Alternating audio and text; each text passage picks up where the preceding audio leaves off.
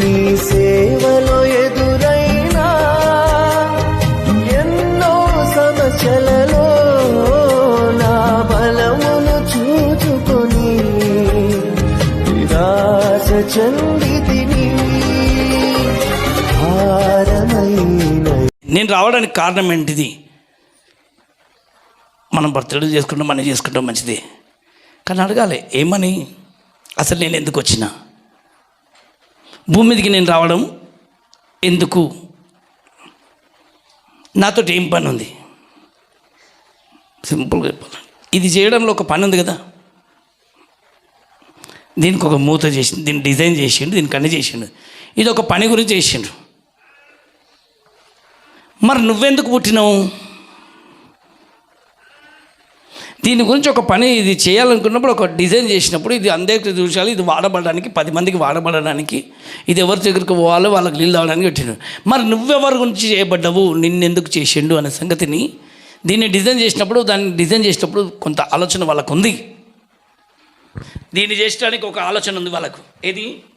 ఇది ఒక మనిషికి ఒక చేతికి వెళ్ళాలి, దీనికి వైర్ ఉండాలి, దీనికి స్విచ్ ఎక్కడో ఉంది, దీన్ని చిన్నగా ఇది వేస్తే ఇది నడుస్తుంది. దీని గురించి ఒక ఆలోచన ఉంది. ఇది పట్టుకుంటే అనేకులకు ఒక పాత్రగా మారుతుంది. నీకు ఒక నోరు అంటూ ఇచ్చిండు. ఎందుకు ఇచ్చినావు నోరు? కళ్ళు ఇచ్చిండు, ఏం చూడడానికి ఇచ్చినావు? మంచిది చూస్తున్నాము, చెడ్డది చూస్తున్నాం. చెవులు ఇచ్చిండు, మంచిది వింటున్నాం, చెడ్డది వింటున్నాం.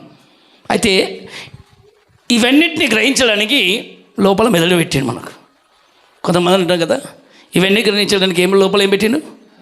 మెదడు. అది లేకపోతే మనిషికి ఏమనంట, డాక్టర్లు కూడా చెప్పారు, మెదడు పెరగలే, పనికిరాడు. మెదడు పెరగకపోతే ఒక వ్యక్తి మెదడు ఉన్న చేతులున్నా పనికిరావు, కాళ్ళున్నా పనికిరావు, లోపల చెప్తా ఉంటుంది సెన్స్. అలాగని ఎందుకు ఇచ్చిండు మనకి ఇవన్నీ? చివరికి గ్రహించమని అంటుండ్రు. కొంతమంది చిన్నప్పటి నుంచో గ్రహించే వాళ్ళు ఉంటారు, కొంతమందికి స్కూల్లోకి పంపిస్తుండ్రు, టీచర్లు నేర్పిస్తుండ్రు ఏది మంచిది ఏది చెడ్డది. పెరుగుతున్నప్పుడు మనుషులు అదే స్కూల్లోనే అబద్ధాలు మొదలవుతున్నాయి. ఒక దిక్కు టీచర్ నేర్పిస్తూనే ఉంటుంది దొంగతనం చేయొద్దని, బ్లేడ్ దొంగతనం చేస్తూనే ఉంటారు. టీచర్ చెప్తుంటుంది ఎవరి వైపు చూడొద్దు అని, అక్కడే మొదలవుతుంది, వాళ్ళ వీళ్ళని చూడడం మొదలు పెడతారు. మోసాలు చేయొద్దని అంటారు, మోసాలు మొదలవుతుంది. ఎక్కడ? ఒక దిక్కు నేర్చుకుంటేనే ఇంకొక దిక్కు చెడులోకి వెళ్ళిపోతుంటారు. అయితే కొంతమంది మాత్రం ఉంటారు, వాళ్ళు చక్కగా గ్రహించేవారు. కొంతమంది మాత్రం ఉంటారు, చెప్పేటోళ్ళు తప్పు కాదు, నేర్చుకునే విధానం ఉంటుంది. అందుకే యేసుప్రభు వారు వచ్చినాక కూడా ఏమన్నారంటే, కొన్నిసార్లు పిడికెడు విత్తనాలు పట్టుకొని వెదజల్లడం నేర్పించిండ్రు.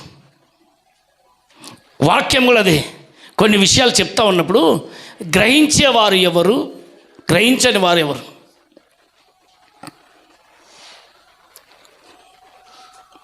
ఆయన వేసుకుంటూ వెళ్ళిపోతూ ఉన్నాడు. టీచర్ చెప్తున్నప్పుడు కొంతమంది వింటారు, కొంతమంది వాళ్ళు చెప్తున్నట్టుగానే రాసినట్టే చేస్తారు కానీ రాయరు. ఎందుకు? ఆమె చెప్తున్నప్పుడు వినరు, రాయరు. కాబట్టి పరీక్ష సమయంకి వచ్చేటప్పటికి సతమతం అయిపోయి కాపీ కొట్టడమా, లేకపోతే పక్క వాళ్ళ వైపు చూడడమా, ఇంకెవరి వైపు చూడడమా, లేకపోతే ఎట్లా పాస్ కావాలని చెప్పి టెన్షన్ పడతారు. పరీక్ష అనేది వస్తుంది జీవితంలో. ముందు చెప్తున్నప్పుడు వింటేనే సరైన దాన్ని వినండి, నాకేంది ప్రతి క్వశ్చన్స్కి ఆన్సర్ నా దగ్గర ఉంది అని అనిపిస్తుంది. పరీక్ష అనేది ఏంటనండి, మనకు కూడా వస్తాయి కొన్ని పరీక్షలు. ఏదనండా ఇబ్బందులు, కష్టాలు, కన్నీళ్ళు, ఇవి ఒక పరీక్ష. నీ జీవితంలో నువ్వు ఇన్ని రోజులు నువ్వు ఏం నేర్చుకున్నావు అని చెప్పి నీకు ఒక పరీక్ష అనేది పెడతారు. టీచర్లు పెట్టినట్టుగానే దేవుడు కూడా మనకు ఒక పరీక్ష పెడతాడంట. నువ్వు ఎందుకు పుట్టినావు అనేసి నిన్ను అడిగినప్పుడు, అసలు నేను ఎందుకు పుట్టినో ఏమో, ఎప్పుడు చచ్చిపోతే బాగుంటుంది అనేసి జనాలు అంటారు. అర్థం కాని స్థితిలో ఆల్రెడీ ఒక దిక్కు నేర్పుతూనే ఉంటారు. మనము దేవుడు కూడా నేర్పుతూ ఉన్నాడు. ఆయన మనకు నేర్పరి అయి, అందుకని ఇప్పటిదాకా ఉన్నాము, నా యస్సు కాడి నా ముందున్నది, ఆయన జాడలు నా ముందున్నాయి. ఆయన విత్తనాలు పట్టుకొని నేరుగా వేస్తున్నాడు కదా. విత్తనాలు వేసుకుంటే అవి కొన్ని వస్తున్నాయి, కొన్ని వస్తలేవు. ఒకవేళ వేసిన వెంటనే పక్షులు చెత్తుకొని పోయిననుకో, మనం అనుకుంటాము వస్తున్నాయి కదా విత్తనాలు వేసినాం కదా ఖచ్చితంగా వస్తాయని. కానీ ఏమైనా పక్షులు ఎత్తుకొని పక్కోడు ఉంటాడు. ఈ పక్షులు ఎట్లుంటాయంటే చూడండి, ఏదైనా మంచి మాట చెప్తుంటే చిన్నపిల్లల దగ్గరికి పోతాయి, స్కూల్లో నేర్పుతుంటారు. టీచర్ల దగ్గరికి పోయినామనుకో, మీ పిల్లలు వినరమ్మా, మేము ఎంత చెప్పినా వినరు. కంప్లైంట్ ఎప్పుడు రాలే? ఎంతమంది మీద వచ్చింది? Very good. అమ్మ మేము మీద ఎప్పుడు రాలే? వచ్చినా చెప్పరు, దొంగల్లాగా వచ్చినా కానీ చెప్పరు. ఇప్పుడు ఎడమే చెప్పరు, అమ్మో అప్పుడేం లేదు అని. అమ్మ ఎంత చెప్పినా వింటలేరు. చెప్పేటప్పుడు వినరు వీళ్ళు. ఏంటంటే వినకుండా వాళ్ళు ఇష్టం వచ్చినట్టు చేస్తూ ఉంటారు కాబట్టి అందుకనే వాళ్ళు వినరు. చెప్పడం బాగానే ఉంది, అందుకనే టీచర్ కూడా కొన్నిసార్లు చెప్పలేదు, కష్టమవుతుంది. వాస్తవం ఇది. చెప్పేటప్పుడు వింటే అది లోపలికి వెళ్తేనే మంచిది, లేకపోతే కింద పడిపోతే. పక్షులు ఎత్తుకుపోయినాయి అంటారు. ఎవరు ఎత్తుకుపోయినారు? విలువ లేదు, అందుకే ఎత్తుకొని వెళ్ళిపోయినాయి. ఈ వాక్యం అంతకంటే అమూల్యమైన ముత్యం. వినగలిగితే, గ్రహించగలిగితే జీవితానికి ఒక పరమార్థం దొరుకుతుంది, లేకపోతే మాత్రం జీవితానికి అర్థం ఉండదు. ఎంతసేపటికి కొన్నిసార్లు అంటూ ఉంటారు కదా మనుషులందరూ, నా జీవితం ఎందుకు విఫలమైపోతుంది, ఎందుకు నేను ఇట్లా అయిపోతానంటే విత్తనం అనేది సరైన లోపలికి పడతలేదు. పడాలి ఎప్పుడైనా. ఒకవేళ తొవ్వ పక్కన ఉన్న ఎవరున్నారు పక్కన అంటే పక్షులు అంట. పక్షులు ఏం చేస్తాయి? ఫస్ట్ ఆకర్షిస్తాయి. చెప్పాలి, ఏం చేస్తుంది? మనిషిని ఆకర్షించే వరకు మనిషి అటు చూస్తుంటాడు, వాడికి తెలియదు. ఇప్పుడు మనం అనుకుంటాము వాళ్ళకి పావురాలు, వాళ్ళకి కింద పావురాలు వచ్చినాయి, అది మనల్ని ఆకర్షిస్తుంది. అయ్యో చాలా బాగుంది పాక, కానీ దానిపైన చేస్తున్నది. అదేం చేస్తుంది తెలుసా? మన విలువైన విత్తనాలు కొన్ని భూమి మీద పడి ఉంటాయి కదా, అవి ఇప్పుడు కొన్ని బియ్యం గింజలు పడి పెట్టి దాన్ని ఏరుకొని పెడితే నీ కడుపులో పడతాయి. కానీ అవేం చేస్తున్నావు? పర్లేదు కానీ వదిలేస్తున్నావు. అవి ఎంత బాగుంది వస్తున్నావు, కానీ అది ఏం చేస్తుంది తెలుసా? నీ ఆహారాన్ని తినేస్తున్నాయి. ఇప్పటి ఏదంటే నీ కడుపులోకి పడవలసింది మెల్లగా ఎక్కడ పోతున్నాయి? వాటి కడుపులో వేసుకొని వెళ్ళిపోతుంది. అది నీ వైపు చూడదు, అది మాత్రం నిన్ను ఆకర్షిస్తుంది. కేవలం ఆహారం అంతా తీసుకొని మళ్ళీ నువ్వు రమ్మంట కూడా రాదు, వెళ్ళిపోతుంది. దానిపైన అయిపోయింది. ఈరోజు దుష్టుడు కూడా ఇదే పని. నీ వైపు చూడకుండా, దేవుని వైపు చూడకుండా వాని పని వాడు చేసుకొని వెళ్ళిపోతుంటాడు. మెల్లమెల్లగా వాడు వస్తున్నాడు, వాని పని వాడు చేసుకొని వెళ్ళిపోతున్నాడు. ఈరోజు నువ్వు జాగ్రత్తగా కనుక వినగలిగితే, ఏదైనా సరే దేవుని వాక్యంను విలువైంది అని చెప్పి నువ్వు గ్రహించగలిగితే, అది నీ లోపలికి వెళ్తే అది నీకు బలం ఇస్తుంది. నీ బలం ఇంకెవరో దొంగిలించకూడదు. దేవుడికి మహిమ. నువ్వు పొందవలసిన జ్ఞానం ఎక్కడికో వెళ్ళిపోతే ఎలా ఉంటుంది? అందుకే వస్తున్నామా వెళ్తున్నామా అని అంటే ఏం నేర్చుకున్నావు అని ఒకరోజు అడుగుతాడంట. ఏమో చెప్పిండు మంచిగా చెప్పిండు, ఏమో చెప్పిండు మంచిగా చెప్పిండు, ఏం చెప్పిండు ఏమో. చాలామందికి ఏంటంటే పోయిన వారం చాలా బాగా చెప్పిండు, ఏం చెప్పిండు బాగా చెప్పిండు, మళ్ళీ ఏం చెప్పిండు బాగానే చెప్పిండు, ఏముందనేది ఏమో. కొంతమందికి ఇదే పరిస్థితి. పైకి బాగానే ఉంటుంది, వాక్యం బాగుంటుంది, అన్నీ బాగుంది, కానీ ఏం చెప్పిండంటే ఏమో తెలియదు. దానివల్ల నువ్వేం నేర్చుకున్నావు? ఎంతవరకు నువ్వు నేర్చుకోగలుగుతున్నావు? దాన్ని ఎంతవరకు గ్రహించగలుగుతున్నావు?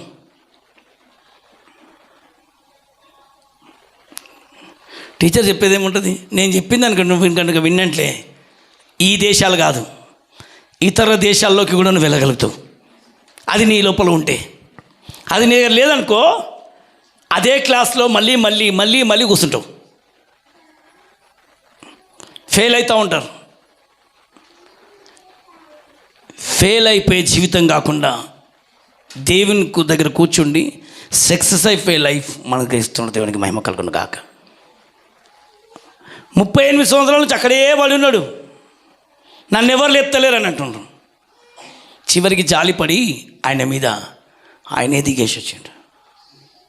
రాయా బాబు, నేను చెయ్యంది ఇచ్చి నేను లేపుతాను పైకి రానంటే, నన్ను నువ్వు లేపడం కాదు కానీ ఆ నీళ్ళలో నేను పడదామంటే నన్ను ఎవరు వడనిస్తలేరు. నేను పడదాం అనుకున్నా, ప్రతిసారి ఇంకొకరు పడుతుండ్రు. ఆ నీళ్ళలో దేవదూత దిగేసి వస్తుంది, ఒక్కసారే బాగుపడతారు వాళ్ళు. సంవత్సరానికి అప్పుడప్పుడు దేవదూతలు వచ్చి మీకు బాగా తెలిసే స్టోరీ. ఎంతమంది తెలుసు? 5 మంటపాలు ఉన్నాయి. ఎన్ని? 5 మంటపాలు అంట. ఆ మంటపాల మధ్యలో ఒక కోనేరు ఉంది, మంచి నీళ్ళున్నాయి. ఆ నీళ్ళల్లో అప్పుడప్పుడు దేవదూత వచ్చి నీళ్లు కదిలిస్తుందంట. నీళ్లు కదిలించగానే ఎవరో ఒకరు భయంకరమైన, ఎంత పెద్ద భయంకరమైన వ్యాధి అయినా సరే ఆ వ్యాధిగ్రస్త గలవాడి అలా దునకగానే మంచిగా అయిపోతాడు. ఈయన కూడా కూర్చున్నాడు, నేను పోయి దునుకుతా అనుకుని ఒక రోగి వేళ్ళు అక్కడ కూర్చుండి నేను వేళ కూర్చుంటా, నేను వేళ దునుకుతా ఇప్పుడు అనుకున్నాడు. కరెక్ట్గా దేవదూత వచ్చి కదిలించే టైంకు ఈయన లేవడు. ఎందుకు? ఈయన కాళ్ళు లేస్తలేవు, చేతులు లేస్తలేవు, పక్షవాయుతుడు ఉన్నాడు. చాలామంది రోగులే ఉండరు, కానీ ఈ రోగులలో ఏముందనంటే పట్టుదల ఉంది. వీళ్ళు వెళ్ళి ఆ కోనేరు దగ్గర కూర్చోండి, ఆ దూత ఎప్పుడు వస్తుందా అని ఎదురు చూస్తున్నాడు. ఈ రోగి ఏం చేసేవాడంటే మెల్లగా అనుకునేవాడు. ఆ దూత వచ్చి కదిలియంగానే వాళ్ళు దునకగా నీళ్ళ శబ్దం కాగానే వచ్చిండా పోయిండా, వచ్చిండా పోయిండా. నీళ్ళ శబ్దం వస్తే ఎప్పుడు వస్తుంది? దునకగానే వస్తుంది. అబ్బా నేను దునుకుతామని కూర్చున్నా, మళ్ళీ ఒకటి దునికేసిండు. నేను దునుకుతామనుకున్నా, ఇంకోటి దునికేసిండు. మళ్ళీ ఒకసారి కూర్చున్నాడు. ఈసారి నేను బాగా కూర్చుంటా అని చెప్పి బాగా కూర్చుండి దునుకుతా అని ఎదురు చూస్తున్నాడు. ఎదురు చూసే సమయానికి కొంచెం పాకుతా అనుకున్నాడు. ఇప్పుడు నేను లేస్తా, ఇప్పుడు వస్తాడు అప్పుడు వస్తాడు అంటే చెప్పి రాలే. ఈ దూత ఎప్పుడు వస్తాడు? 11 గంటలకు వస్తాడో, 12 గంటలకు వస్తాడో, రాత్రి వస్తాడో, పొద్దున వస్తాడో తెలియదు. కొంతమంది కాసుకొని కూర్చుండ్రు, శబ్దం ఎప్పుడు వస్తా అని చెప్పి. అందుకే అన్నాడు, పరుగులో ఉన్న మన మనిషి అన్నాడు. ఎక్కడున్నాం? పరుగులో ఉన్న వాళ్ళంట నేను ముందు అని పరిగెత్తేలాగా ఒక రన్నింగ్ రేస్లో పరిగెత్తినట్టుగా ఎవరైతే ముందు పరిగెత్తగలుగుతారో వాళ్ళకే బహుమానం వస్తుంది. ఆ పరుగులో అక్కడ కోనేరు అని చెప్పినాం, కోనేరు కాదయ్యా, అది ఒక బలమైన దుర్గం లాగా పరుగులో ఉన్నారు చాలామంది. ఆ పరుగులో ఉన్న వాళ్ళు ఎలా పరిగెత్తిండ్రు, ఎలాగ వాళ్ళు విడుదల పొందిండ్రు, ఎట్లా నెమ్మది పొందిండ్రు, వాళ్ళ జీవితాలు ఎలా మార్చబడ్డాయి, వాళ్ళ జీవితాలు ఎలా ముందుకు సాగలిగినంటే అక్కడ ఒక రోగులకు కూడా ఒక పరుగది ఏంది. ఎవరికి? అనేక రోగస్తులే ఉండరు, అనేకమైన వ్యాధిగ్రస్తులు, అనేకమైన దయ్యాలు పట్టిన వాళ్ళు, అనేకమైన పరిస్థితులు బాగలేని వాళ్ళే ఉన్నారు. కానీ తప్ప మంచి వాళ్ళు ఎవరు పరిగెత్తలేరు. మంచి వాళ్ళ పరిగెత్తడానికి రన్నింగ్ రేస్ అని పెట్టినారు, 20 స్కూళ్ళలో పెడతారు. అక్కడ యేసుప్రభు పెట్టిన పరుగు ఏంటంటే వ్యాధిగ్రస్తులకు, బలహీనులకు, బలము లేని వాళ్ళకు, సొమ్మసిల్లిపోయిన వాళ్ళకు, నిరాశలో ఉండిపోయి బ్రతుకు మీద విరక్తి పుట్టుకొచ్చిన వాళ్ళకు ఒక పరుగు పెట్టిందంట. అప్పుడప్పుడు ఎందుకు వస్తుంది దేవదూతలు అంటే అప్పుడప్పుడు కాదు, రోజు రావచ్చు, రోజు చేయొచ్చు. కానీ మరి వీళ్ళు పరిగెడతారో లేదో తెలియాలి కదా, వీళ్ళ లోపల ఎంత పట్టుదల ఉందో తెలియాలి కదా. ఎవరికి? రోగులకు. ఇక్కడ అనారోగ్యంతో బలహీనంగా చాలా బాగలేదు అనుకొని వచ్చిండ్రు కదా, కొన్ని కాసుకొని కూర్చుండ్రు విడుదల పొందాలని. నీ దేవదూత వస్తుంది పోతుంది. వీళ్ళ లోపల ఎంత ఆసక్తి ఉందో, వీళ్ళు కనుక విడుదల పొందిరంటే, వీళ్ళ పరుగులో కనుక వీళ్ళు గెలిచిందంటే అనేకులకు వీళ్ళు దీవెనకరంగా మారబోతుండ్రు, అనేకులకు ఆశ్చర్యకరంగా మారబోతుందని చెప్పి కొంచెం లేట్ పెట్టిందంట. పెట్టి ఆ దూత ఎందుకయ్యా ఇలాగ పెట్టినావు ఈ పరుగునంటే, ఇది మామూలు పరుగు కాదులే, పేరుకు నీళ్ళల్లో దునకడమే, కానీ దునికిన వాళ్ళు మాత్రం మామూలుగా ఉండరు. చివరికి ఆయననే దిగేసి వచ్చి విసిగిపోయి వీడు ఇప్పుడు దిగుతాడు. అప్పుడప్పుడు అంటే లేట్ చేసేవాళ్ళు కాదు. ఇప్పుడు మనం చూసినాం, అప్పుడప్పుడు ఆదివారం రోజు మనకు వస్తుంటాం కదా, చెప్పాలి ఎంతమంది వస్తున్నారు. అక్కడ కూడా వారానికి ఒక రోజు వస్తారు దూత. ఎప్పుడు వస్తుంది చెప్పాలి. అప్పుడప్పుడు అని చెప్పిండు కదా, ఎన్ని రోజులకు అని చెప్పలే. అప్పుడప్పుడు దూత వస్తుంది అంటే సంవత్సరానికి ఒకసారి కాదు, 7 ఏళ్ళకి ఒకసారి కాదు, వస్తూనే ఉంటాడు. పరిశుద్ధాత్మ దేవుడు కూడా మన మధ్యలో వస్తాడు. ఇప్పుడు వచ్చి బలంగా సంచరించబోతున్నాడు. అందులో దునికేవారు కావాలి. ఇప్పుడు మన దగ్గర చెప్పిన నేను ఏదనంటే ఏది నీళ్ళు ఇప్పుడు ఒక అభిషేకం ఉంది అని చెప్పిన. ఏ అభిషేకం ఉంటుంది? నీటి అభిషేకం. ఎవరికైనా ఈ నీళ్ళ అభిషేకం కావాలి అని అంటే అందరు కాదు, ఎవరు ఆ నీళ్ళల్లో దునుకుతారో స్తోత్రం కలుగును గాక.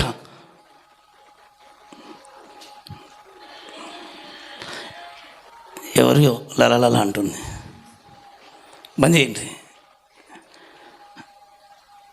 చేతులెత్తి దేవునికి స్తోత్రం చేద్దాం ఒకసారి గట్టిగా, ఇంకొంచెం గట్టిగా, ఇంకొంచెం గట్టిగా. హల్లెలూయా. స్పష్టంగా చెప్తా ఉన్నాడు. కీర్తన గ్రంథం 2వ అధ్యాయం 7వ వచనం ఒకసారి. ఏంటంటే ఇవి చెప్పాలి. కట్టడలను నేను నీకు ఎందుకు ప్రభు ఈ మాట చెప్తున్నాడు? నేను కొన్ని కట్టడాలను నేను నీకు వివరిస్తాను, దాన్ని నువ్వు జాగ్రత్తగా కనుక విన్నట్లయితే బ్రతుకు మారుతుంది, జీవితాలు చక్కబెట్టబడతాయి. చూడండి, కట్టడాలను నేను నీకు వివరించేదను, యెహోవా నాకు ఇలాగ సెలవిచ్చాను. ఏమన్నట్టు అక్కడ, నీవు నా కుమారుడు, నేడు నేను నిన్ను. ఈ మాట గ్రహించగలిగితే అబ్బా ఎవరి గురించి చెప్తుండే మాట? యేసుప్రభు వారి గురించే చెప్తుండు తండ్రి. నేడు నేను నిన్ను కని ఉన్నాననేసి ఆయన జననం గురించి వార్త. ఇప్పుడు అందరూ ఏమంటారు, దావీదు గురించి ఏమో మాట అనేసి, కానీ ఆ మాట రాసింది ఆయనని పరిశుద్ధాత్మ ద్వారా. కట్టడాలను ఎందుకనంటే ఒక మాట చెప్తాను, నేను నీకు కట్టడాలను కొన్ని నీకు వివరించేదను. ఆయన సెలవిచ్చిందంట, నీవు నా కుమారుడు, నేడు నిన్ను కని ఉన్నాను.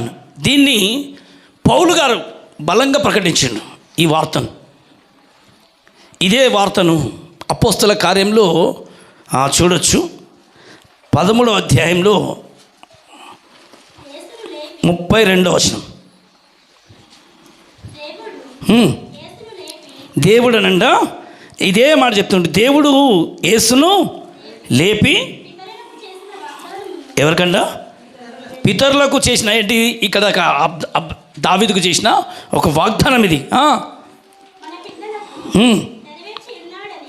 నెరవేర్చి ఉన్నాడని ఒక మంచి మాట చెప్తున్నాడు. దేవుడు యేసును లేపి పితరులకు చేసిన వాగ్దానము మన పిల్లలకు నెరవేర్చి ఉన్నాడని మేము మీకు సువార్త ప్రకటించాం. అదేంది? ఆయన చేసిన వాగ్దానము, నేడు మీకు కుమారుడు అనుగ్రహించబడ్డాడు అని చెప్పి యెషయా ప్రవక్త ద్వారా కుమారుని తీసుకొచ్చి ఎవరు పెట్టిండు? మనకనంట. నేడు నేను కని ఉన్నాను. ఇప్పుడు చెప్పిన ఇప్పటిదాకా ఎవరు మమ్మల్ని లేపుతారు అని ఎదురు చూస్తున్న వ్యక్తులకు వచ్చిండు. అక్కడక్కడ కోనేట్లో కాదు, ఇప్పుడు ప్రతి ఒడిలో నేడు కుమారుడు మన కొరకు పుట్టి ఉన్నాడు. ఎందుకు? నిన్ను పైకి లేపడానికి. ఎవరు లేపడానికి?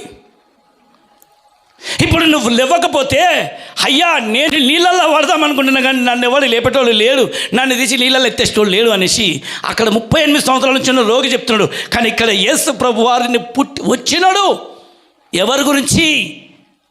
నీ కొరకే. నేడు రక్షకుడు మీ కొరకు పుట్టినాడు అని చెప్పిండు. ఇంకా నా జీవితంలో ఏం లేదు అని అంటే అసలు వచ్చింది ఎందు గురించి? లేపడానికి వచ్చింది ఎందు గురించి? అసలు నీ గురించి వచ్చింది ఎందుకు? నేను నిన్ను పైకి లేపడానికి వచ్చినాను, అక్కడే ఉండడానికి కాదు, నువ్వు మూలలో ఉండడానికి కాదు, నువ్వు నీతోటి ఒక బలమైన కార్యము దేవుడు చేయించబోతున్నాడు. మూలలో ఉండడానికి కాదు నిన్ను తీసుకొచ్చింది. నీ ముందు కళ్ళెత్తి చూడు, పొలము విస్తారంగా ఉంది, నశించిపోతున్న ఆత్మలు కనబడతలేవు. ఏం కనబడతలేవు? నీ పిల్లల గురించే అంకితం కాదు నువ్వు. ఏదో నేను ఎందుకు పుట్టినావు అని చెప్పి వాళ్ళ చూసి నువ్వు దిగులు పడుతున్నావు, వీళ్ళని చూసి నువ్వు దిగులు పడుతున్నావు, నిన్ను చూసి నువ్వే దిగులు పడుతున్నావు, నిరాశ చెందుతున్నావు, నీకు నువ్వే బలహీనంగా మారిపోతున్నావు. మనది అందుకే చెప్పిన, చింతపడకు నువ్వు. నిన్ను గురించి చింతించడు ఆయన, నిన్ను వదిలేయడానికి కాదు, నీ కొరకు దిగొచ్చిండు. నేను వచ్చింది ఇంకా నువ్వు అక్కడే ఉండడానికి కాదు, నిన్ను అదే మూలలో పెట్టడానికి కాదు. నీ చెయ్యి నేను పట్టుకుంటున్నది ఊరికే కాదు. మనం అనుకుంటాము బైబిల్ని నేను పట్టుకున్నా, కాదు, బైబిలే నిన్ను పట్టుకుంది. ఏం పట్టుకుంది? వాక్యము నిన్ను పట్టుకున్నాడు. స్తోత్రం కలుగును గాక. నిన్ను పట్టుకున్న ఆయన హస్తమును చూస్తే నువ్వు ఇలాగ ఉండవు. ఆయన నిన్ను పట్టుకున్నది మళ్ళీ తిరిగి నీళ్ళలో ముంచడానికి కాదు, మునిగిపోతున్న వాడిని లేపడానికి. Praise the lord. గొచ్చగట్టి చెప్పొచ్చు. ఈరోజు నువ్వు పైకి లేవాలి. ఈసారి దినకరం ఒక పంచి పాట పాడాడు, నువ్వు పైకి లేచేదవు, పైన ఎగిరేదవు అనేసి. ఎక్కడ లేస్తావు? వీళ్ళే పాలు దినకరంకలు ఒక పాట పాడిండ్రు కొత్తది, వినలేదా మీరు? మరి ఏం వింటారు? కొత్త సంవత్సరం రోజే వాడినది, వచ్చింది అది రిలీజ్. కొత్త సంవత్సరం కాదు, న్యూ ఇయర్ కదా, కొత్త సంవత్సరం రోజు రిలీజ్ అయింది. చక్కగా మంచి పాట పాడింటారు.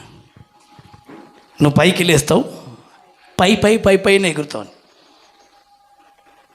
ఎందుకు? ఆయన ఎలా పైకి ఎగిరిండో నువ్వు కూడా ఎగరబోతున్నావు. స్తోత్రం కలుగును గాక. ఆమేన్. నువ్వు లేవబోతావు. నేను లేవను ప్రభువా, నన్నెవరు లేపటారా? నువ్వు ఇంకా నీ కళ్ళు మనుషుల మీద ఉన్నారు, నన్నెవ్వరు లేపుతలేరు, లేపడానికే నేను వచ్చిన అయ్యా కొడుక, లేపడానికే వచ్చిన నా కుమార్తె అని యేసయ్య నీ చేతిని పట్టుకుంటుంటే ఇంకా నీ చూపు ఎవరి మీద ఉంది?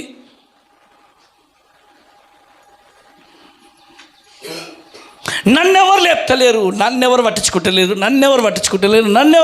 అని చెప్పి ఎంతసేపుకి ఒక్కటి కాదు, 2 కాదు, 38 సంవత్సరాలు అయిపోయిందంట. ఎన్నేళ్ళు? సంవత్సరాలు గడిచిపోతున్నాయి కానీ లేపేవాడు లేడని చూస్తున్నావు. లేపేటోడు ఆల్రెడీ నీ దగ్గరికి వచ్చేసిండు. నువ్వు నా కుమారుడు. ఏమన్నాడు? అది యేసుక్రీస్తు గురించి చెప్పిన పని మాట. కానీ ఆ మాట ఎవరికి చెప్తుండే పౌలు గారు? మళ్ళీ అది ఎవరికంటే ఇప్పుడు అది అలా మంచిగా ఉందా చూడండి, ఎవరి గురించి అది లేపి ఈ వాగ్దానం మన పిల్లలకు అక్కడ వాగ్దానము మన పిల్లలకు నెరవేర్చి ఉన్నాడని మేమును. ఇది ఎవరి గురించి అమ్మా? ఈ వాగ్దానం ఎవరికి? మన పిల్లలకు. చెప్పండి, ఎవరికి? అంటే ఎవరికి ఇది? ఒక్కొక్కరికి ఆయన మన కొరకు వచ్చిండు.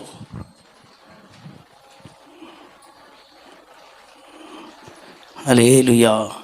వాగ్దానము వచ్చింది. ఏందనంటే ఆయన తన కుమారుని పంపిండు. ఎందుకో తెలుసమ్మా? పంపించిండు మన కొరకే.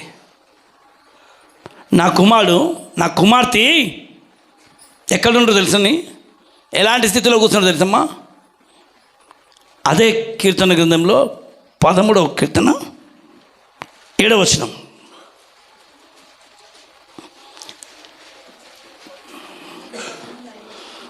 ఆ 113వ కీర్తన 7వ వచనంలో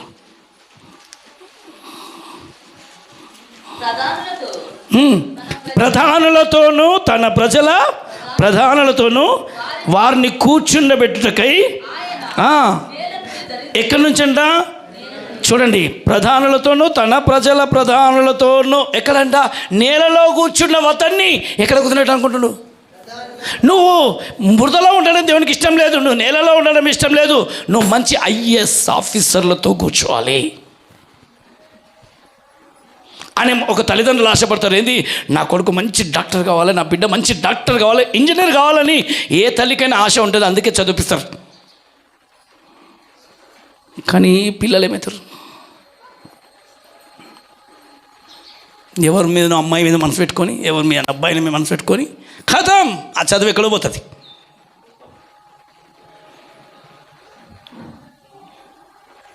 ఇంకోటి ఇక్కడ చెప్తున్నాను, అదే దేవుడు మనల్ని అంటే ఎలా అంటన్నా తన ప్రజలతో దేవుని గురించి ఎంత మంచి ఆశ అది.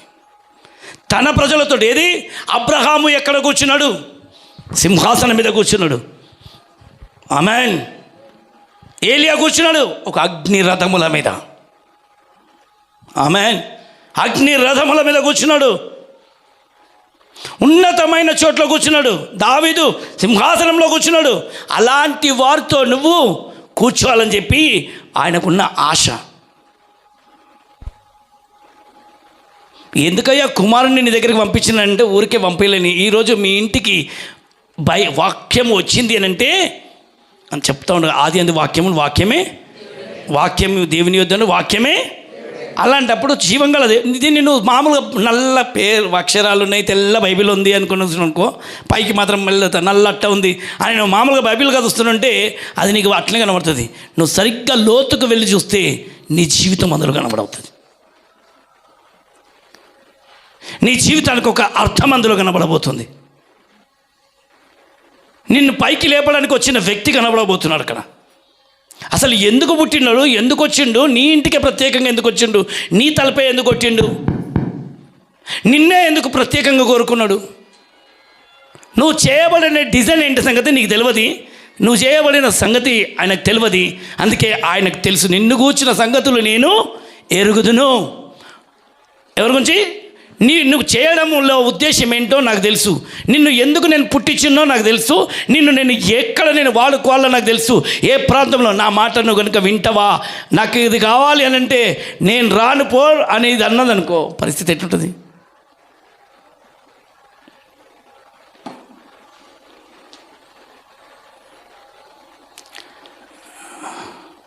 అలాగే నీవు జీవితానికి అర్థం తీసుకోవడం వేదాంతాలు చదువుతుంటే అక్కడ నీ జీవిత చరిత్ర కనబడుతుంటుంది. ఎక్కడైనా అది చెప్తూ ఉంటారు. ఏమని? పాపం చేయకు, మోసం చేయకు, దగాద చేయకు, నువ్వు సరైన త్రోవలో సత్యంలో నడువు అని. ఆ సత్యాన్ని బోధించడానికి వచ్చిండు సర్వశక్తి గల దేవుడు. ఆమేన్.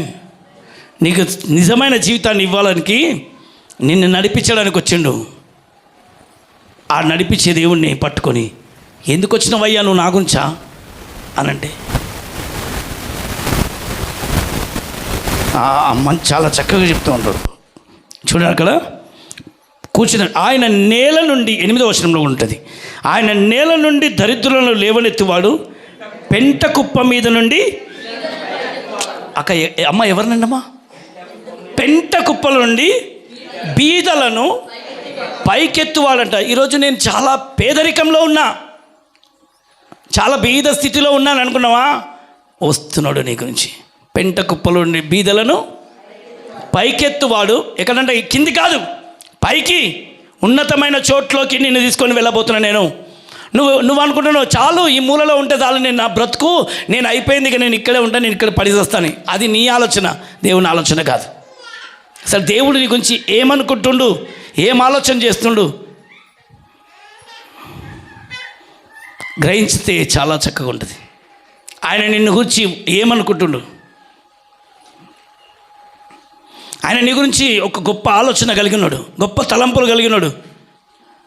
నువ్వు అదే మూలలో ఉండాలని నువ్వు అనుకుంటే ఆ మూలలో నుంచి, ఆ నేలలో నుంచి, ఎక్కడ 38 సంవత్సరాల నుంచి రోగంతో పడిన అతని గురించి ఆ మంటపం దగ్గరికి ఆయన ఎలా ఎందుకు వచ్చిండో, అలాగే నువ్వు కొన్ని సంవత్సరాల నుంచి డిప్రెషన్ మైండ్లో కూర్చుండి నీ ఇంట్లో నీవు కూర్చుండి ఏడుస్తున్నప్పుడు, ఇదిగో నేనున్నా నీకు, ఇదిగో నేను నీతో ఉన్నా, భయపడకు నా కుమారుడా, నేను నీతో ఉన్నా, నా కుమార్తె, ఎందుకు ఏడుస్తున్నాను? నిన్ను పైకి ఎవరు లేపలేదు. నేను ఎలాగ సజీవుడనే లేచినో, నేను ఎలాగ నా తండ్రి నన్ను పైకి లేపినో, నేను నిన్ను లేపబోతున్నాను. నా చెయ్యిని పట్టుకోవడానికి సిద్ధంగా ఉన్నావా? రానని మూలలో ఉంటావా? ఆయనతో లేచి పైకి ఎగురుతావా? Praise the lord. ఆయన నీ చెయ్యి పట్టుకొని, అమ్మా నువ్వు కన్నీళ్ళతో ఉండడం నాకు ఇష్టం లేదు, నువ్వు మనసులో చూడకు, నువ్వు మనసుల వైపు ఎవరు నేను లేపుతాడు, ఎవరి గురించి నువ్వు ఆలోచన చేయకు, ఎవరి మీద మనసు పెట్టకు. మనసు పెట్టినావంటే నిన్నెవ్వరు పైకి లేపలేరు. ఆలోచన చేసింది చాలు, మనుషుల గురించి చింతించింది చాలు. ఎవరో వస్తారు ఏదో ఒకటి చేస్తారని చెప్పి ఆలోచన నువ్వు చేయకు. నేను నిన్ను లేపబోతున్నాను. ఆమేన్. ఎవరు లేపబోతున్నారు? Praise the lord. అందుకే అనుభవంతో రాసిండు, మనుషులను నమ్ముకున్నట్టు కంటే, రాజులను నమ్ముకున్నట్టు కంటే యెహోవాను ఆశ్రయించటం మేలు. ఎవరిని? మనుషులను ఆశ్రయిస్తే నట్టెట్లా ముంచుతారు. మనుషులను నమ్ముకున్నామంటే నేను ఈరోజు బాగానే ఉంటుంది. ఎందుకంటే ఎవరి అవసరాలు వాళ్ళకున్నాయి, ఎవరిది వాళ్ళు చూసుకుంటారు, ఎవరిది వాళ్ళే లేపుకుంటారు, చేస్తున్నారు తప్ప లేదు. నీ అంతలో నువ్వు లేవాలి అనుకుంటున్నావు, నువ్వు లేవలేకపోతున్నావా, పరుగులు వస్తలేవు, రెక్కలు వస్తలేవు, అయిపోయింది నా పరిస్థితి అని నువ్వు అనుకుంటుంటే నీ గురించి ఉన్నాడు. భారం ఎరిగిన దేవుడు, మనసు ఎరిగిన దేవుడు, నీ హృదయంలో ఉన్న వేదన, నీ దుఃఖం అంతా వారి మూలుగులు విని, వాళ్ళ భారం విని, వాళ్ళ కన్నీళ్ళు తుడవడానికి, వాళ్ళని పైకి లేపడానికి, ఇజ్రాయేల్ దుఃఖంలో నలిగిపోతున్నప్పుడు బానిసత్వంలో ఉండి కుమిలిపోతున్న వాళ్ళని లేపడానికి మోషేని పుట్టించిండు. ఈరోజు అదే పరిస్థితుల్లో నలిగిపోతున్న వారిని లేపడానికి యేసేను పుట్టించిండు. ఆయన లేపబోతున్నాడు. చెప్పండి, ఏం చెప్పబోతున్నాడు? గట్టి చెప్పండి. మరి ఎంతమంది నువ్వు చెయ్యని తెచ్చుకుంటే, ఎందుకు ప్రభా సిలువలో రెక్కలు చాపినావు అని అంటే, ఆ రెక్కలు ఎవరి గురించో కాదు, నువ్వు వస్తే నా రెక్కలు నీకు ఆశ్రయంగా మారబోతున్నాయి. చాచబడిన చేతులు ఎవరి గురించి? లోకం నిన్నేమంటుంది? తాగుబోతాడు అయిపోయాడు, తిరుగుబోతాడు అయిపోయాడు, దొంగ అయిపోయాడు, వేస్ట్ అయిపోయాడు, లోకమంతా వేస్ట్ అయిపోయింది, ఆమె పెద్ద పాపత్కురాలు, ఆమె పెద్ద పాపి అని అనుకుంటే ఆయన అంటుండేదిగో లోకము నిన్ను పాపి అని ముద్ర వేసి, లోకము నిన్ను ఒక పేరు పెట్టి నిన్ను వదిలేసింది కదా, నేను వాళ్ళ గురించి నేనున్నా. అందరేమో 30 రోగి రోగి రోగి అని అంటుండే, నేను వచ్చింది నీతిమంతుల గురించి కాదు, లోకం పడేసింది చూడు, లోకం వెలివేసింది చూడు, మూలలో పడేసి వాళ్ళని కూర్చుని పెట్టేసింది చూడు, వాళ్ళ కొరకే నేను వచ్చినాను, నీతిమంతుల కొరకు కాదు. అయిపోయింది అనుకొని ఎక్కడ లేదు, బ్రతుకు లేకుండా నిందలేసి అవమానం వేసి నిన్ను ఒక మూలలో పడేస్తుంటే ఎవ్వరు చూడలేని స్థితిగతులను ఆకాశం నుంచి ఆసీనుడు నువ్వు పెట్టే కన్నీళ్ళు చూస్తున్నాడు, పడే దుఃఖాన్ని చూస్తున్నాడు, విరిగి నలిగిపోతున్న నీ ప్రార్థన, నీ వేదన, ఎవరు చూడలేని పరిస్థితులను, అయిపోయింది ఇక నేను ఎవ్వరికి నచ్చను, నా బ్రతికెందుకు, చస్తే బాగుంటుంది అని అనుకున్న స్థితిగతులను ఆయన కనిపెడుతున్నాడు. నేను ఎవ్వరికి నచ్చదు అని నువ్వు అనుకుంటున్నావు, కానీ నువ్వంటే ఇష్టపడుతున్న వ్యక్తి నీ కొరకు దిగొచ్చిండు. ఆమేన్. నువ్వు అనుకుంటున్నా నన్ను ఎవ్వరు ఇష్టపడరు, నేను ఎవరికి నచ్చదు, అయిపోయింది. వెలివేయబడిన బ్రతుకులను విలువైన పాత్రగా మార్చబోతున్నాడు. హల్లెలూయా. ఆయన చేయాలనుకున్నది నీకు ఒక్క అవకాశం ఇస్తున్నాడు బిడ్డ, నేను చెయ్యందిస్తా, నేను లేపుతున్నా. మళ్ళీ తిరిగి నువ్వు ఆయనకు మనుషులను చూపించకు. ఎవరు నన్ను ఈ నీళ్ళలో పడేస్తలేరు అని నువ్వు చెప్పడం కంటే, ఎవరు నీళ్ళలో పడేస్తలేరు నువ్వు చూస్తున్నావు, నేను నీళ్ళల్లో పడకుండా నేను నిన్ను అరచేతిలో చెక్కబోతున్నా, నేను రాను, చెక్కి నడిపించబోతున్నా, నిన్ను ఆయన ముద్రించబోతున్నాడు. ఇప్పుడు ఎవరి నా జీవితం విలువైంది చెప్పండి. విలువైందే కానీ విలువ లేని జీవితం కాదు. విలువ లేకపోతే నీకు ఆయన నీ దగ్గరికి వచ్చేవాడు అసలే కాదు. ఇది మాత్రం గుర్తుపెట్టుకో. ఒకవేళ నువ్వు విలువ లేని వ్యక్తి అయితే నీ చేతిలో బైబిల్ ఉండేది కాదు. నిన్ను ఆయన ఇష్టపడకపోతే నీ చేతిలో బైబిల్ ఉండేది కాదు. నిన్ను గాఢంగా ప్రేమిస్తున్నాడు, మనసు విప్పి నిన్ను ప్రేమిస్తున్నాడు, మనసారా నీ దగ్గరికి వచ్చాడు. ఇంకా ఎవరు రావాలని నువ్వు ఎదురుస్తున్నావు? నేను వచ్చినా సరిపోలేదా? అత్యున్నత సింహాసనం మొదలుపెట్టిదిగో నీ కొరకే వచ్చింది.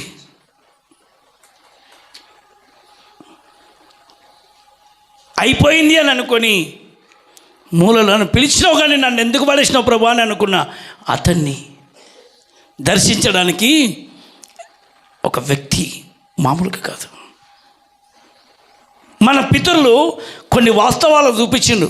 ఆ వాస్తవాలు ఏంటి అని మనం అనుకుంటుంటే అర్థం కాదు మనకు. కొన్ని వాస్తవాలు భయంకరంగా చూపించిండు.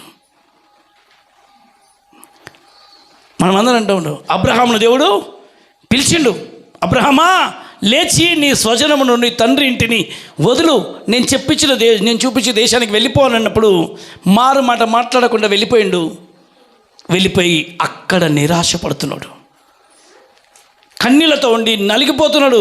పిలిచి నువ్వు ఒక్కసారి ఎందుకు నన్ను పిలిచినప్పుడు నా ఇల్లు వదిలేసి పెట్టినా, నా ఇల్లు వదిలినా, నా వాకిలు వదిలినా, నా కుటుంబాన్ని వదిలేసిన, అయినా నా జీవితం ఇంకా మారతలేదు, నాకు ఒక్క కొడుకు లేడు, ఒక బిడ్డ లేదని చెప్పి కుమిలిపోతూ నలిగిపోతూ నిందల పాలై అవమాన పాలైపోయి ఆయన కొరకు నిరీక్షణతో ఎదురు చూస్తున్న అబ్రహాంకు మిగిలింది నిరాశ.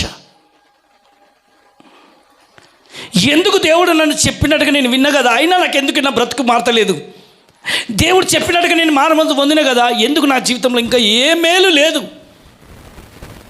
పిలిచిన దేవుడు నమ్మకస్తుడే కదా, మరి నాకెందుకు ఇంకా నా స్థితి ఇంకా అట్లనే ఉంది అని చెప్పి దేవుణ్ణి పట్టుకున్నా కూడా కొన్ని సంవత్సరాలు అయిపోయింది, నా జీవితంలో ఏం కనబడతలేదు, ఇంకా నాకు ఏం లేదు కదా అని కుమిలిపోతున్న ఆయన దగ్గరికి సత్యమేంటి, సర్వసత్యమేంటి, అసలు నేనేమైనానో నీకు చూపిస్తాను చెప్పి నేరుగానే దిగేసి వచ్చిండు జీవంగల దేవుడు.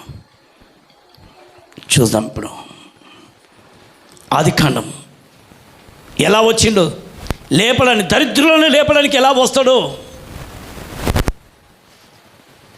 ఆయన వచ్చినప్పుడు స్థితిగతి ఎలా మారబోతుందో ఆదికాండం 18వ అధ్యాయం 1వ వచనం నుంచి. మరియు మమ్రే దగ్గర ఉన్న సింధూర వనములో అబ్రహాము ఎండవేళలో ఎక్కడ కూర్చున్నాడంట, ఎండవేళలో మిట్ట మధ్యాహ్నంలో ఎండ కొడుతున్నప్పుడు ద్వారం దగ్గర కూర్చొని ఉండగా, అమ్మ ఎవరు కనబడారు అక్కడ చెప్పాలి గట్టిగా, అమ్మ ఇక్కడ ఎవరు కనబడ్డారు, కొద్దిసేపు ఇక్కడ చూద్దాం మనం, ఎవరు కనబడ్డారు ఇక్కడ బాగా కనబడండి చెప్పాలి, లే చూపిస్తాను నీకు ఎవరు కనబడ్డాడంట, యెహోవా అతను కనబడ్డాడంట. ఎవరికి, నువ్వురా నువ్వే, ఎస్ మెల్లగా ఇక్కడ కూర్చో అయ్యా, కొంచెం అది పట్టంట్లోనే ఆ ఎండ స్పర్శ అయినా కనబడుతూ ఉంటుంది, ఇక్కడ కూర్చో అయ్యా, కూర్చున్నాను ఎక్కడ, ఎప్పుడు వస్తాడా అని ఎదురు చూస్తున్నాడు. ఎందుకు, నాకు ఒక కొడుకు, నాకు ఒక బిడ్డ లేదు, నాకు వేదన ఉంది, నా పరిస్థితి బాగులేదని దుఃఖంతో నలిగిపోయి విరిగి నలిగిన హృదయంతో ఎదురు చూస్తున్నాడంట. అక్కడ నేను కాదు, ఇక్కడ ఎవరు కనబడుతున్నారు, నాకు ప్రత్యక్షమైంది చెప్పాలి, ఎవరు, యెహోవా అతను కనబడ్డాడు, కనిపించి అక్కడ చెప్తున్నాడు, అతడు చూడని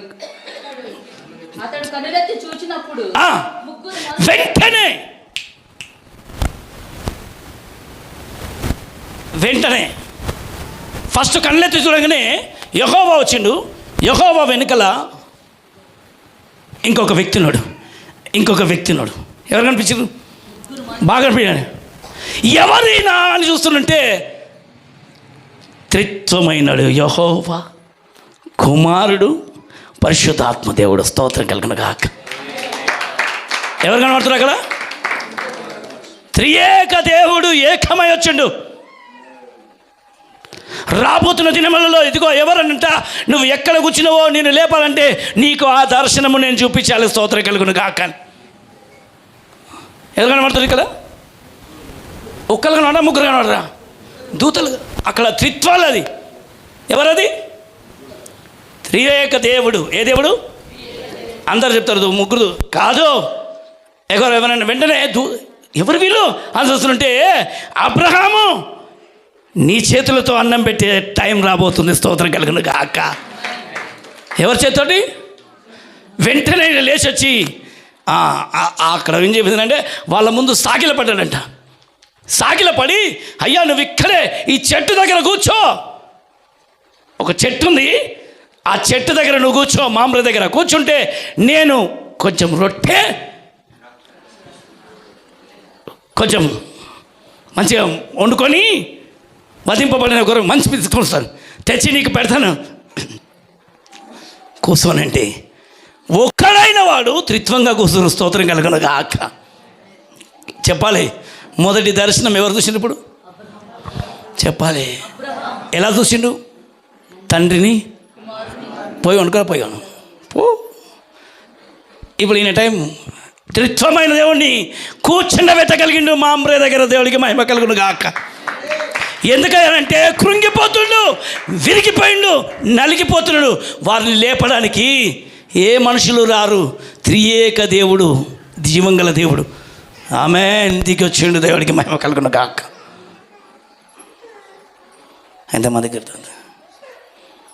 యెహోవా కనబడ్డాడు. వెంటనే మళ్ళీ చూస్తే ఎవరు ఉన్నాడు? త్రిత్వం. ఎవరు? రాబోతున్న కుమారుడు, రానైనా పరిశుద్ధాత్మకుడు, త్రిత్వము ఏకమై ఉన్నారు.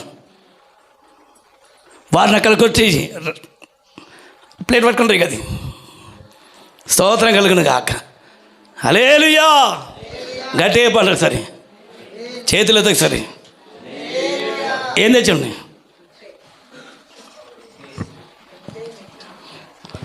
కొంచెం గట్టిగా ఇవ్వాలి.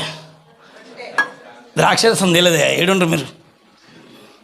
ఎక్కడ ఉంటారు మీరు? సపోజ్ వధింపబోదు. హల్లెలూయా. యాక్టింగ్ చేస్తా లేచిపోతాయి. Praise the lord. చూడండి, రొట్టెయు అరే ద్రాక్ష చక్కగా ఇట్లా తీసుకొచ్చిండు. మంచిగా చక్కగా వండుకొచ్చి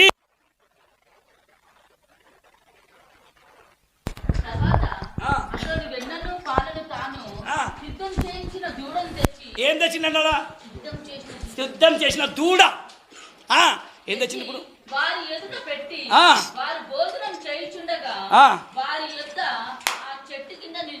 హల్లెలూయా. చెప్పండి, ఇప్పుడు ఎవరు భోజనం చేస్తుండ్రు? దేవదూతలుగా. ఇప్పుడు యెహోవా కదా అతను కనబడ్డది. బాగా గమనించింది. ఎవరు కనపడ్డారు? ఇది మీరు గుర్తుపెట్టుకోవాలి. ఎవరయ్యా వీళ్ళనంటే ఇందులోనే గుప్తం ఉంది. తండ్రి, కుమారుడు, పరిశుద్ధాత్ముడు. ఎవరెవరు కనిపించారు? తండ్రి, కుమారుడు, యెహోవా అతను కనిపించి, అబ్బా ఎంత అదృష్టమయ్యా అబ్రహాం. ఎవరి చేత? నీ చేత భోజనము ఆయన తినబోతున్నాడు అని చెప్పి. హల్లెలూయా. తిన్నాక వారు ఉరికారే, కొంచెం తిన్నాడు. ఏంటంటే నిజంగానే చూడండి, అత్యున్నత సింహాసనంపై ఆసీనుడైన యెహోవా జీవంగల దేవుడు ఏం చేయబోతుండ్రు? అది తీసుకొని పోయేటప్పుడు ఉరికే పోలే, నేటికి నేను మళ్ళీ వస్తాను, నీ చేతిలో కుమారుడు ఉండబోతున్నాడు, స్తోత్రం కలుగును గాక. హల్లెలూయా. అప్పగించిపోయిండు కుమారుణ్ణి. Praise the lord. క్రీస్తును అప్పగించిండు నీ చేతికి. ఆమేన్. ఆయన నీకేమిచ్చిండు చెప్తలేరు మీరు ఒకసారి. ఏమిచ్చిండంట? నేడు కుమారుడు మీకు అనుగ్రహించబడ్డాడు. ఆ కుమారుడు నీ జీవితంలోకి వచ్చిండా? అద్భుతం జరగబోతుంది. ఆమేన్. అనేక జనములు ఇక మీదట నీ వైపు చూడరు, నీ మీద ఉన్న కుమారుని చూసి ఆకర్షితులు కాబోతున్నావు. ఈరోజు ప్రపంచాన్ని గడగడగలాడించే శక్తిమంతుడు నీ దగ్గరకు వచ్చిండు. దీవించబడబోతున్నాను. యెషయా గ్రంథం 9వ అధ్యాయంలో చెప్తారు చూడండి. మనం చాలా చెప్తాం. 6-9 వచ్చిన నేడు మన కుమారుడు ఏలైనగా మనకు కుమారుడు శిశువు పుట్టెను, మనకు కుమారుడు, మనకెవరంట? కుమారుడు అనుగ్రహింపబడ్డాడు. Praise the lord. వాగ్దానం చేసిన దేవుడు నమ్మదగిన వాడు. Praise the lord. ఇంకా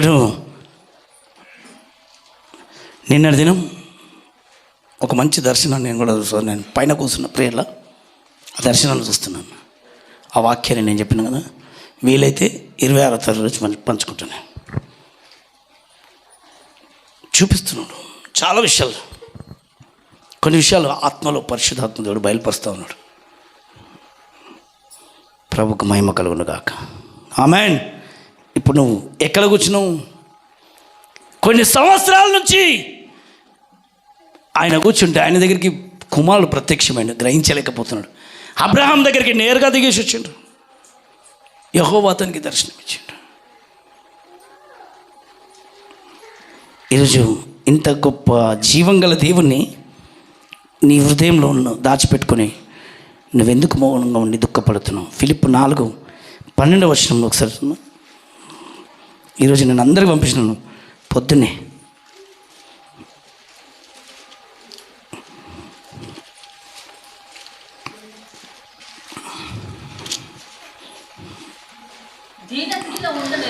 ఇక్కడ చూడండి,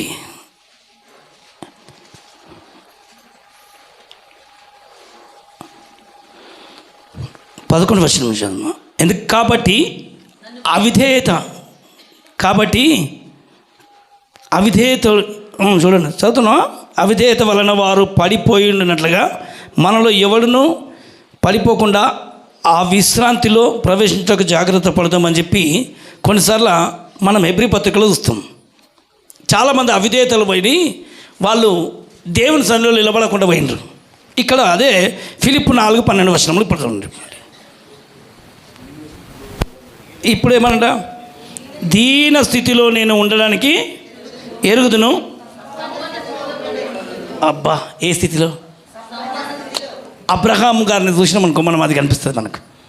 ఏ స్థితిలో అంట చెప్పాలి? దీనమైన స్థితిలోకి వచ్చిన అబ్రహాంను ఎప్పుడైతే ఈ త్రిత్వము దర్శించిందో అబ్రహాం జీవితమే మారిపోయింది. ఎప్పుడైతే ఆయన లోపలికి దిగిండో అంతవరకు ఆయన ఒంటరిగా, గొడ్రాలు అని ఆయన భార్య పేరు, గొడ్డోడు అని ఆమె పేరు, ఆయన పేరు ఉండే. వాళ్ళ జీవితం ఎలా మారిందనంటే, దీనంగా ఎవరు లేరు, ఎవరి వైపు చూస్తారా, ఎవరు సహాయం చేస్తారని నిస్సహాయ స్థితిలో ఉన్న వాళ్ళ జీవితాలకు నవ్వు, నోటి నిండా నవ్వు వచ్చేసింది. ఏమొచ్చింది? నోటి నిండా నవ్వు. పళ్ళూడిపోయిన ముసలామెకు ఇంత పెద్ద పొట్ట,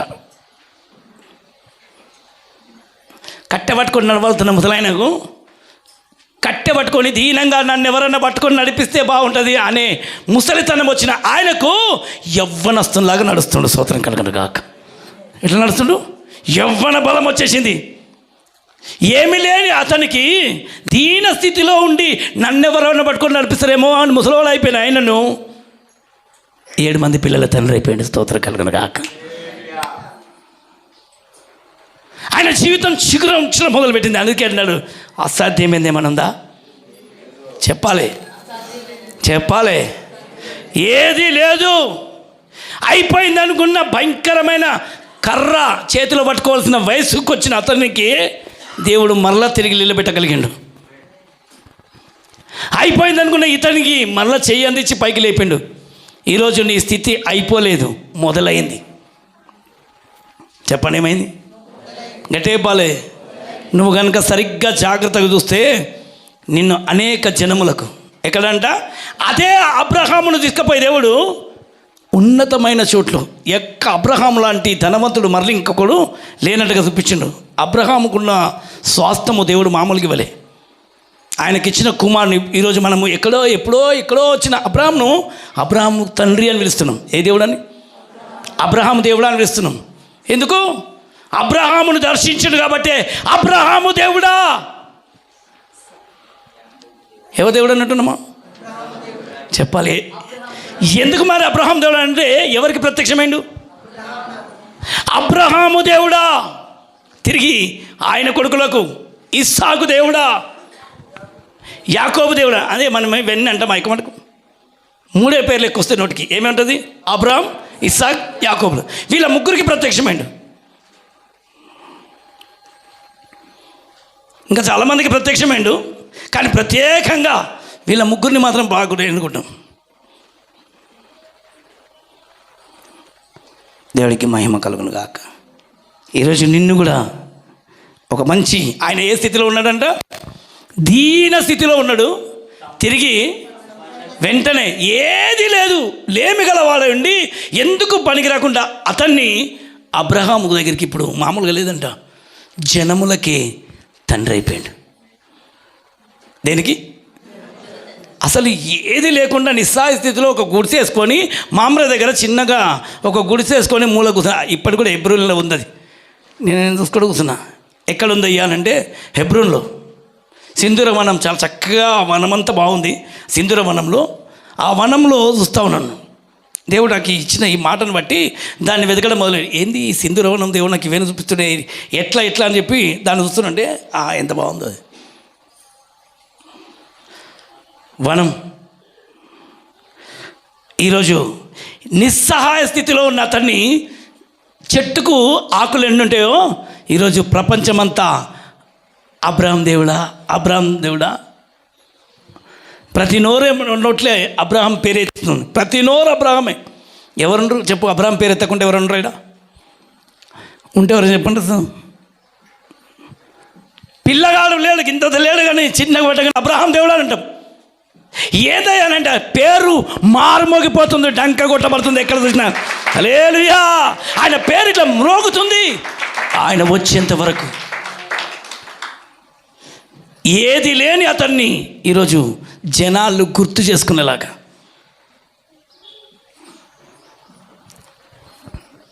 నిన్ను కూడా దేవుడు అలాగనే చేయబోతున్నాడు. నిన్ను చేయబోతున్నాడు. గుర్తుపెట్టుకో. అయిపోయింది అని అనుకోకు. నీ గురించి దేవుడు ఒక ప్రణాళిక ఉంది. ఇప్పుడు అదేంటుండు, నేల నుండి నేను దరిద్రులను పైకి లేపుతాను. లేపేవరనంట? ప్రజలతోనూ ప్రజల ప్రధానులతో. తన ప్రజలు అని మనం ఎవరు అనుకుంటాం? మీరు అనుకోవచ్చు ఆయన ప్రజలు అంటే ఎవరు, ఆయన ప్రధానులు ఎవరు అని అంటే దేవుడు ఎవరిని కోరుకున్నాడు ప్రత్యేకంగా? ఇప్పుడు అబ్రహాంతో పాటు నువ్వు వెళ్ళి కూర్చున్నావు అనుకో. ఇప్పుడు మోడీ ఇంట్లో పోయి కూర్చుంటే ఎట్లుంటుంది నీ పేరు? ఆహా, చెప్పాలి ప్రపంచం అంతా నేను చూసి మోడీ పక్కన కనబడుతున్నాను అంటారు కదా.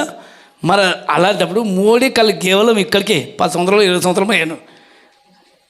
కానీ జీవం గల దేవుడు సర్వ ప్రపంచాన్ని ఏలుతున్న మహారాజు.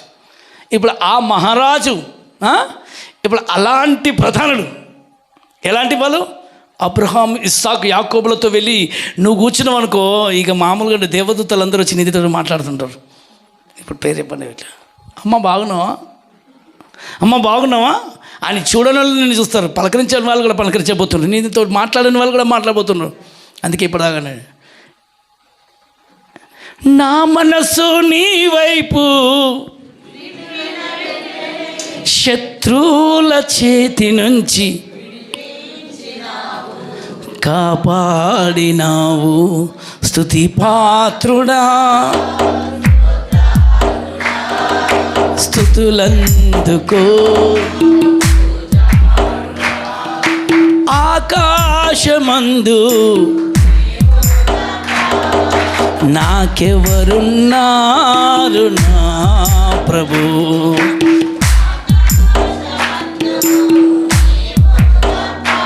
ఆమేన్. నాకెవరున్నారు? ఈరోజు నీకంటూ ఒకళ్ళు ఉన్నారు. చెప్పండి, ఎవరున్నారు? ఎవరు లేరని నువ్వు అనుకుంటున్నావు. ఎట్లా లేవాలి అని నువ్వు అనుకుంటున్నావు. ఎట్లా అర్థమైతే లేదు. ఎవరు నన్ను పైకెత్తుతారా అని నువ్వు అనుకుంటున్నావు. నిన్ను ఎలా లేపాలని చెప్పి నీ కొరకు వెనుక తిరుగుతున్నాడమ్మా. నీ కొరకు నడుస్తూ ఉన్నాడు. ఎట్లా నా మాట ఎప్పుడు వింటావా అని చెప్పి నీ వద్దు, నాకు ఇది వద్దు అని నువ్వు అనుకుంటున్నావు. కానీ ఆయన అనుకున్నా నాకు నువ్వే కావాలి. నన్ను వదిలేయి నువ్వు అంటున్నావు. ఆయనకు మాత్రం నువ్వే కావాలి. ఎందుకంటే నువ్వు ఆయనకు ముద్దు బిడ్డవు. నువ్వంటే ఆయనకి ఇష్టం. అందరూ చెప్పండి, నేనంటే ఆయనకు చాలా ఇష్టం. ఎవరంటే? అందరూ అనుకుంటుండొచ్చు నువ్వంటే నాకు అస్సలు నచ్చదని నీ సొంత తల్లి చెప్తుండొచ్చు. కానీ దేవుడు అంటుండు నువ్వంటే నాకు ఇష్టం. నీ తల్లికి నచ్చకపోవచ్చు, నీ తండ్రికి నచ్చకపోవచ్చు, నీ స్నేహితులకు నువ్వు నచ్చకపోవచ్చు, నీ పక్కవారికి నువ్వు నచ్చకపోవచ్చు, నీ బంధుమిత్రులకు నువ్వు నచ్చకపోవచ్చు. నేను నిన్ను గన్నను, నువ్వు నా కుమారుడు, నువ్వు నా కుమార్తెవి, నాకు నువ్వు కావాలి. నాకు వాళ్ళతో పని లేదు, నాకు నువ్వే కావాలి. ఎవరు కావాలి? దేవునికి నువ్వు కావాలి. ఎవరి గురించో నువ్వు ప్రాణాలు తీసుకుంటావు అనుకుంటావు. నేను వస్తే బాగుంటుంది ప్రభా, నేను పోతే నేను వాళ్ళ గురించి నిన్ను చంపుకోవడం నాకు ఇష్టం లేదు, నీ గురించి నేను ప్రాణం పెడతాను. స్తోత్రం కలుగును గాక. నీ గురించి ప్రాణం పెట్టడానికి యేసయ్య ఉన్నాడు. ప్రాణం ఇచ్చి నేను నా ప్రాణం ఇచ్చింది నేను ఎవరి గురించో నువ్వు చావడానికి కాదు, ఎవరి గురించో నీ ప్రాణాన్ని తీసుకోవడం కాదు, ఎవరి గురించో నువ్వు మూలలో ఉండడం కాదు. నువ్వు అందరి నుంచి నీ మనసు తిప్పు. ఎవరి వైపు తిప్పు? వాళ్ళని చూసినామంటే నీ మనసు, నీ ఆలోచనలు, నీ తలంపులు పాడైపోతాయి. తిప్పు, నీ హృదయాన్ని తిప్పు. దేవుడికి మహిమ కలుగును గాక. ఇప్పుడైనా మనస్ఫూర్తిగా ఆయన వైపు తిరుగు. నిన్ను పిలుస్తున్న హస్తం సాధారణమేది కాదు. నిన్ను చెయ్యి పైకి లేపాలనుకుంటున్న హస్తం మామూలుది కాదు, విలువైంది. దేవుని చూపులో నువ్వు ఒక విలువైన బిడ్డవు. అందుకే అబ్రహాం ఆ మాట రాసిండు. ఫిలిప్పు గారు మంచి మాట చెప్పిండు. ఏమని అంటే, అంతకంటే మంచిగా పౌలు గారు కూడా అదే మాట చెప్తున్నాడు. ఏమని? దీనస్థితిలో అబ్రహాం గారిని చూసి ఉన్నాడు, ఎలాగని యేసు ప్రభువారిని కూడా చూసిండు. ఎలాంటి స్థితిలో అంట చెప్పాలి? ఏ స్థితిలో ఉన్నాడు? సంపన్న స్థితిలో నుండి వదిలిపెట్టి పశువుల పాకలోకి దిగొచ్చిండు. ఆయనను చూసి ఈయన నేర్చుకున్నాడు. ఈరోజు నువ్వు కూడా నేర్చుకోవాల్సింది తెలుసా? ఏ స్థితిలో? ఈరోజు నా స్థితి దీనంగా అనిపిస్తుంది, రేపు దేవుడు నన్ను సంపన్నమైన స్థితిలో పెట్టబోతున్నాడు. ఏ స్థితిలో? ఈరోజు నీ స్థితిగతులను చూసి నువ్వు ఎదిపోకుడు, నేను ఉన్నా ఇదిగో ఆ భయంకరమైన స్థితిలో నువ్వు ఉన్నావా, అక్కడి నుంచి లేపడానికి, నేల నుంచి లేపడానికి నేను నీ కొరకు దిగి వస్తున్నా. ఒకరోజు నువ్వు గుర్తుపెట్టుకో, సంపన్నమైన స్థితిలోకి నువ్వు వెళ్ళబోతున్నావు. గుర్తుపెట్టుకో. ఒకరోజా ఇంకా దగ్గరకు వచ్చేసిందా? నువ్వెంత నమ్మితే అంత తొందరగా వస్తుంది. గట్టిగా చెప్పాలి. స్థితి ఈరోజు ఈ స్థితిలను చూసి నువ్వు కుమిలిపోకు. ఈరోజున్న ఈ పరిస్థితిని చూసి నువ్వు దిగులు పడకు. అయ్యో నా స్థితి ఏమైపోతుందో, నా జీవితం ఏమైపోతుందో, నేను ఎక్కడ పోతున్నావు, ఈ పరిస్థితి ఎక్కడ పోతుందో, ఎక్కడ వెళ్ళిపోతుందో, గమ్యం లేని గాలిపటం అని అనుకోకు. దానికి మనకు ఒక గాలిపటం, అది నీళ్ళ, అది ఎగిరేది, కానీ మనకు ఒక గమ్యం ఉంది, మనకు ఒక తాడు ఉంది, ఎవరు కనబడదు, అదే పరిశుద్ధాత్ముడు. స్తోత్రం కలుగును గాక. ఎవరుండ్రు చెప్పాలి? త్రిత్వంగా ఉన్నాడు, తండ్రిగా ప్రత్యక్షమైన కుమారుడిగా ఇచ్చిండు. ఇదిగో నా రక్తమే నీ కొరకు నేను ఇచ్చి నేను పైకి లేపబోతున్నాను, ఇదిగో నిన్ను నడిపించడానికి ఆత్మ ఉన్నాడు అని త్రిత్వాన్ని చూపించిండు. ఇదిగో ఎవరికి కనిపించకుండా నిన్ను గమ్యానికి చేర్చడానికి పరిశుద్ధాత్మ దేవుడు ఉన్నాడు. ఆదరణకర్త, నిత్యము చెయ్యి పట్టుకొని నడిపించబోతున్నాడు. దేవుడు కృపణిస్తే ఇంకా ఆ మమ్రి దగ్గర ఉన్న సింధూర వనం గురించి కొన్ని మాటలు ఇంకా మనం చూస్తూ ఉందాం. మొదలైంది ఈ సంవత్సరంలో, మొదలుపెట్టిన ఈ సంవత్సరం మీకు అనేకులకు ఎలా ఉంటుందో, కానీ సంఘం మాత్రం మహిమతో నింపబడబోతుంది. అగ్నిలో దేవుడు వాడుకోబోతుంది.